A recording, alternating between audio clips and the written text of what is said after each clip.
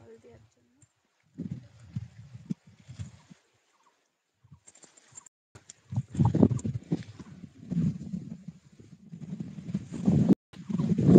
ছোট্ট যদি নিয়ে আসতাম বসার জন্য।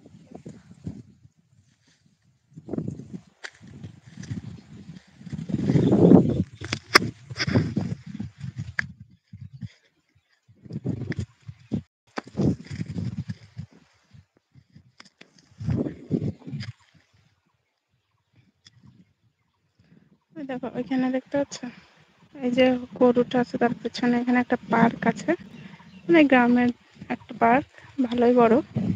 তোমরা যদি দেখতে চাও কমেন্ট করে বলো, দেখাবো পার্কটা একদিন ঘুরে। ওই আমাদের ওই সাইড দিয়ে বাড়ির ওখান দিয়ে গিয়ে যেতে হয়, মানে একটু ঘুরে যেতে হয়। আর এইখানটায় যে একটা জমি দেখা যাচ্ছে, এইটাই আমাদের রজনী লাগানো হয়েছে।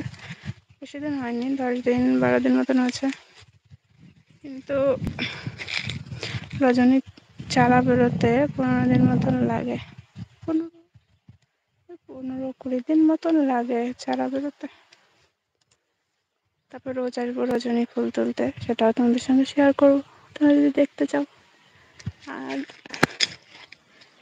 এটাই গেন্দা হবে, যখন গেন্দাটাও তুলতে আসবো। লোক দিয়েও তো তাই, যে বাড়ি দেখতে পাচ্ছ ওই বাড়িতেই মানে একটা ঠাকুমা আছে, একটা পিসি আছে, তারপরে কয়েকটা বাচ্চা কাচ্চা আছে, ওরা এসে তুলে দেয়। আমিও তুলি, আমার বড় তুলে।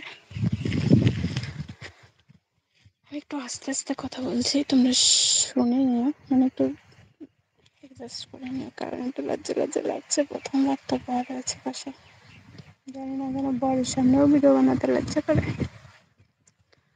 তো সেই যে হলুদ হলুদ দেখা যাচ্ছে, ওগুলো তো ফুল গাছ, আরও আছে ওইদিকে অনেক, কিন্তু গাছের জন্য দেখা যাচ্ছে না।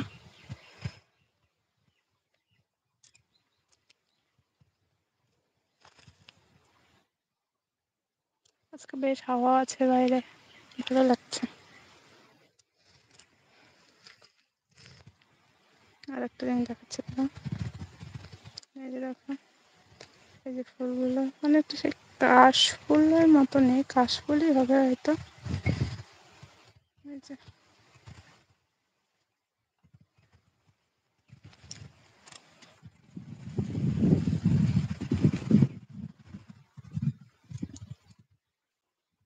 বরের হয়েই গেছে প্রায়, একটু পরে যাবো বাড়ির দিকে। ভাত টাত খেতে হবে, এখনো খাইনি, খিদেও পেয়েছে। এখন প্রায় 10:30 বাজে। ভাবছি রোজ তোমাদের সঙ্গে একটু একটু করে লাইভে আসবো। তোমরা যদি কিছু দেখতে চাও আমাদের গ্রামের পরিবেশ, তো বলো, দেখাবো তোমাদেরকে। পার্কটা একদিন করে দেখাবো যদি তোমরা দেখতে চাও।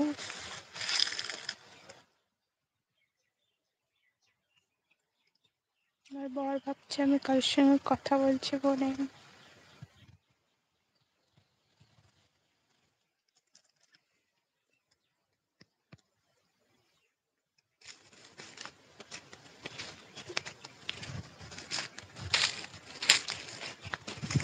কাজে করতে আছে।